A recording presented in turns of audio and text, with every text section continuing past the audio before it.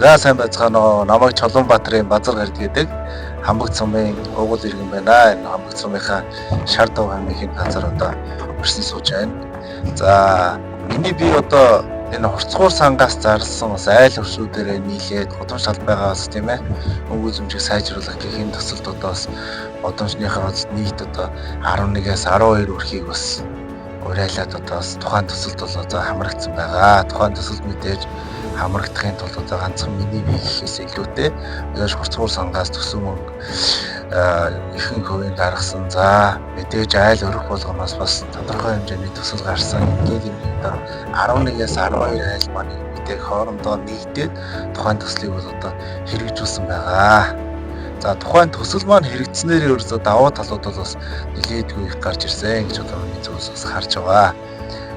Энэ Шар дов хэмээх энэ гудамжны яг энэ 13 дахь гудамж бол нүүрэн игнэ байгаа. Тухайн нүүрэн игнэний уртлахаар бол одоо энэ засмал зам болон явгууны зам, мөн дугуйны зам гэх мэт энэ цогцоор одоо замын ажил маань хийгдээд ерөнхийдөө дуусч байна. Тэгэхээр энэ замаар бол одоо Хамбогд сумын бол нийт ирэхэд маань одоо нэлээдгүй их зорчин. Энэ маань өөрөө тухайн зорчиж байгаа иргэн болгоны тухайн жишг болсон энэ гудмыг хараад тийм ээ.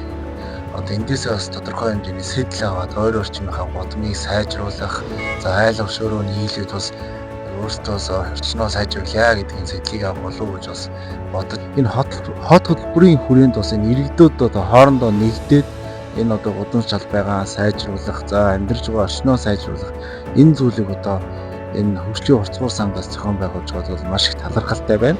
Тэгэхээр нийт Хамбогд сумынхаа иргэдэд зориулж юу хэлмээр байна гэвэл одоо мэдээж бид бүхэн энэ хот болох гэж байгаа энэ сум орнуудад амьдарч байгаа иргэн хүний зүгээс өөр орчмынхаа бас энэ сайхан тийм ээ гудамж талбай энэ орчноо сайжруулахын төлөө илүү их олуулаа нэгдээрээ илүү их олон зүйлээр бас нэгдэж одоо сайжруулаасай гэж одоо уриалмаар байна. Баярлалаа.